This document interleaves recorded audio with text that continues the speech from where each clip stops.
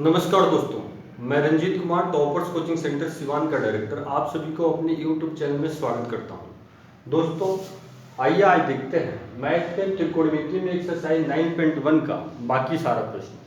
आइए देखते हैं प्रश्न जो है 6।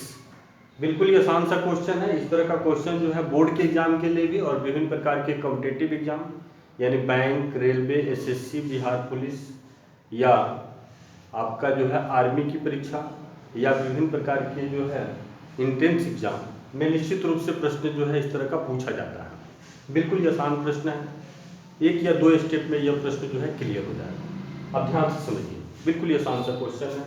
इस तरह का क्वेश्चन जो है बोर्ड के एग्जाम में हमेशा जो है पूछा जाता है। NCERT का ही सारा प्रश्न बताया जा रहा है एग्जाम्पल के साथ। यह उदाहरण का प्रश्न है NCERT का।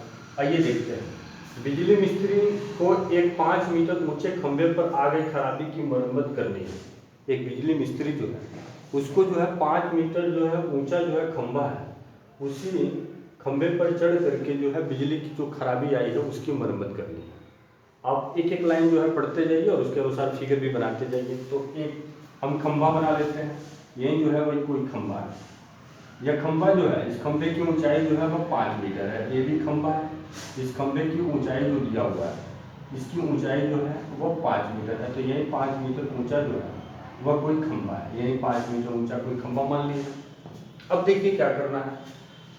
कह रहा है मरम्मत का काम करने के लिए उसे खंभे के शिखर से 1.3 मीटर नीचे एक बिंदु पर पहुंचना है। जो बिजली मिस्त्री इस खंभा पर चढ़ रहा है बिजली की मरम्मत करने के लिए, वो खंभा के शिखर से 1.3 मीटर नीचे, तो खंभा के शिखर से 1.3 मीटर नीचे हम बिंदु सी मान लेते हैं।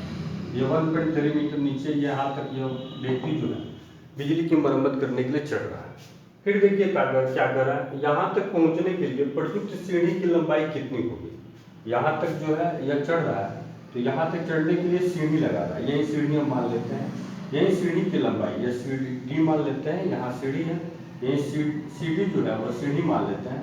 तो यही सीढ़ी की लंबाई आपसे पूछ रहा है, सीढ़ी की लंबाई कितनी होगी। फिर कह रहा है जिससे 36 से 60 डिग्री झुकने पर वह अपेक्षित स्थान पर पहुंच जाए।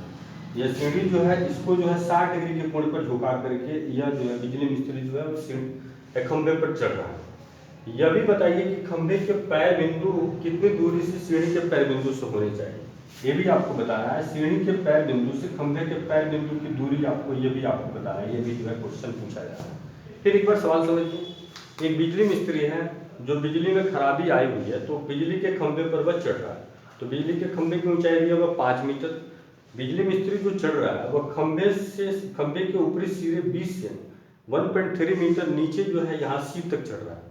कह रहा है क्वेश्चन है कि ये जो है बिजली मिस्त्री जो है वह सीढ़ी जो लगा रहा है वह 60 डिग्री के कोण पर झुका हुआ सीढ़ी जो है C बिंदु से यह सीढ़ी लगा रहा है। तो सीढ़ी की लंबाई पूछ रहा है और सीढ़ी के पैर बिंदु से खंभे के पैर बिंदु की दूरी आपको निकालने के लिए कहा जा रहा है। बिल्कुल आसान क्वेश्चन है। इस तरह का प्रश्न बनाने के लिए आपको कुछ नहीं करना है। जो भी कोड दिया रहता है उसी कोड के अनुसार आगे बढ़ेंगे। जिस भुजा का मान दिया उसमें और जिस भुजा का मान निकालना उसमें, उन्हीं दोनों में संबंध हम देख लेते हैं।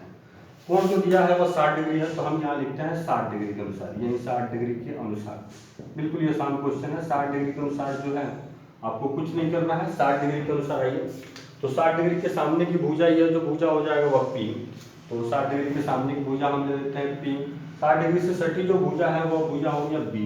P और B में संबंध हम जानते हैं tan थीटा का होता है। मान इसमें बैठा देंगे, बैठाइए मान P। तो P की जगह पर मान आप देख रहे हैं यह P जो है AC का मान है। तो AC का मान सवाल में नहीं दिया हुआ है। सवाल में जो है AC का मान नहीं दिया है, AB का मान दिया है और BC का मान दिया है। तो AC का मान निकालने के लिए आपको AB में से BC को क्या करेंगे, घटा देंगे।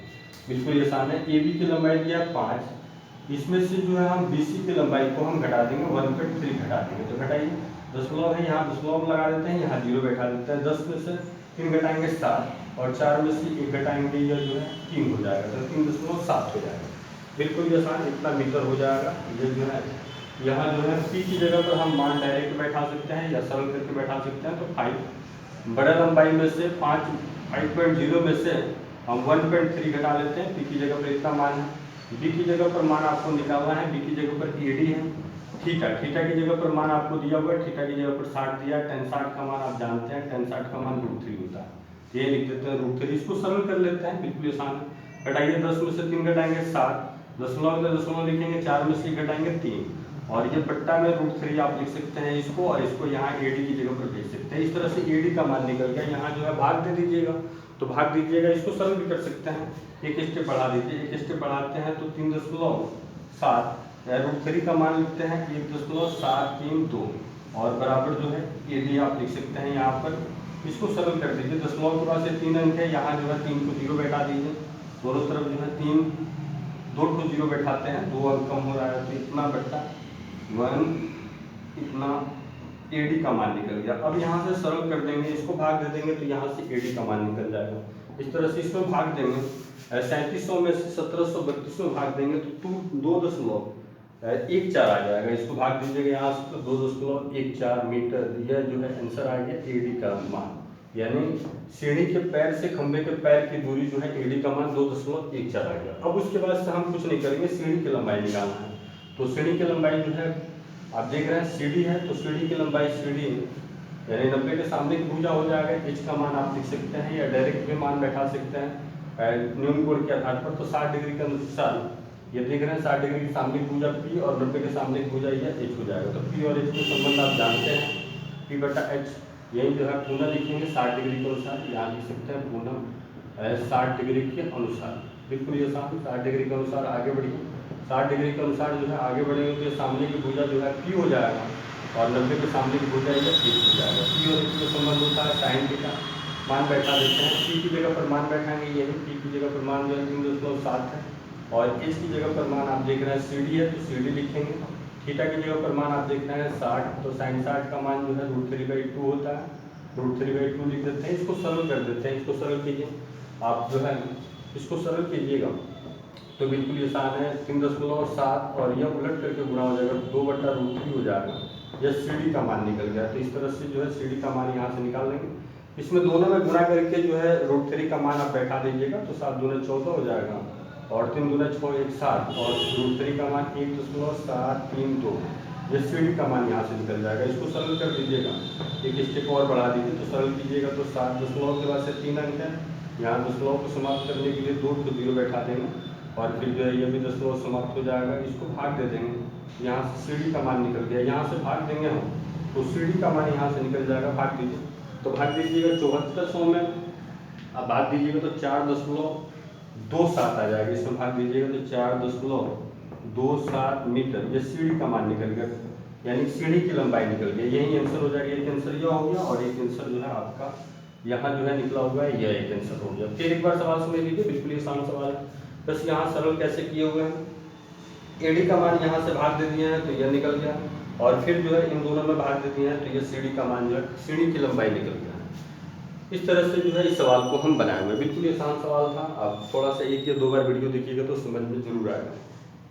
Thank you friends. आपको हमारा मेहनत पसंद आता है तो आप हमारे चैनल को निश्चित रूप से सब्सक्राइब कीजिए, शेयर कीजिए, कमेंट कीजिए। Thank you.